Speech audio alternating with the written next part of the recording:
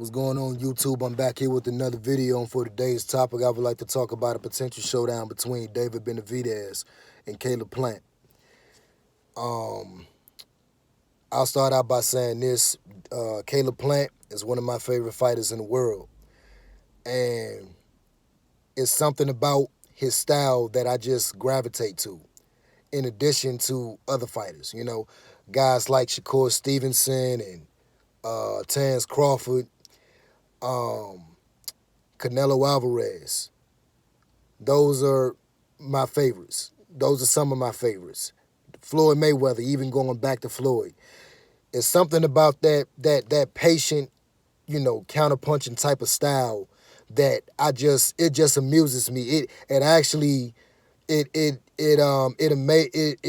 I find that to be a lot more attractive than watching a guy like Benavidez, where you're just coming forward, and no matter what's being thrown at you, you're tanking through it, willing to take punches to give your own, applying a lot of front foot pressure. That tends to, that don't get me wrong, it's fun to watch, and I love that too. I like that, but I just love to see a fighter outthink and outslick his opponent, make him miss and make him pay. That just it amuses me. But to get back on topic, David Benavidez and Caleb Plant would be a fan-friendly fight because they just have two opposite styles. And to break it down, I'll say this. We got to go back and talk about the past three fights of both fighters. And, or I'll just say this, Caleb Plant. Because after all, I know more about his style than David. I've watched more fights of Caleb Plant than David Benavidez, and I've seen a few from David Benavidez, and it's enough for me to give a take on it. Caleb Plant, as I've just explained, is an outboxer, counterpuncher, fights off his back foot, uses his jab a lot, goes to the body and the head, and not just the head. You know what I mean? That makes a difference when you can mix up your attack like that, and adds a lot of feints to his game. And he can really pull his opponent's cards rather easy, almost as if he's two steps ahead of him. He has skills. I think he has GOAT level skills. I'll go as far as to say that. Not to say that he will be. We'll have to see that. We'll see that in the future. If he continues to fight at a high level, we'll just have to wait and see. But based off of my eye test, based off of what my eyes can see, I can see him being one of the greats in the sport of boxing, based off of his pure talent, what he's able to do as far as his attributes.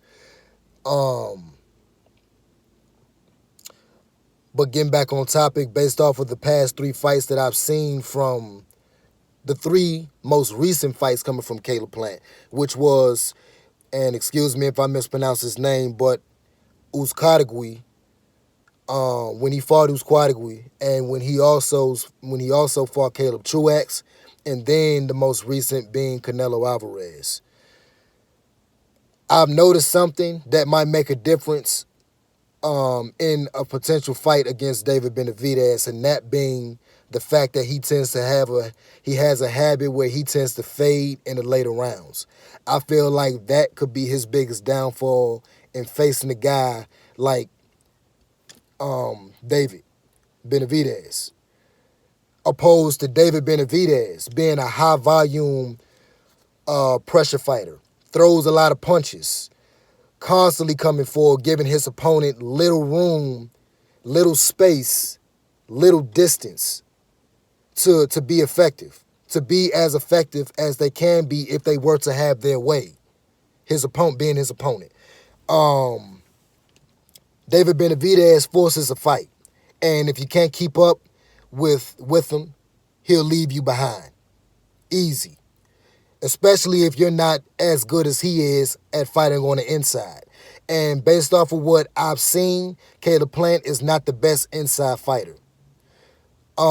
He can fight on the inside, but David Benavidez does this time in and time out. It's his style. He's a pressure fighter. So against Canelo Alvarez, Caleb, in those last two fights before Canelo, I noticed that Caleb faded by like maybe rounds like 9 through 12. He slowed down. Still was able to carry out some of those rounds between them, but it really showed that he faded. And against Canelo, I noticed that Caleb faded even faster because Canelo Alvarez applied educated pressure to where those body shots, those counters to the body and those counters up top, and the fact that he picked up the pace, and essentially, they say that you can't outbox a boxer, the better boxer. You have to fight the outboxer. You have to get to a point where you bite down on your mouthpiece, and no matter what they're doing, you can't show no respect to them. You got to take it to them. And that's exactly what Canelo Alvarez did to wear down and break down Caleb Plant faster. So, going into a David Benavidez fight, I would have to say David Benavidez would beat Caleb Plant because of what I just explained. The gas tank, I think, tends to show Caleb Plant's gas tank is just too, the air seeps out of the balloon a lot faster when it comes down to guys applying a lot of pressure to him. And if he didn't fix that kink in his armor, I believe that a guy like David Benavidez will exploit that. So that's pretty much all I have to say on that. That's my little hot take on a fight between those two. Hopefully that fight happens later on this year. And yeah, man, that's pretty much all I have to say, man. Love y'all. Please don't forget to like, share, and subscribe, and comment below on what you think. I would like to hear it. Peace.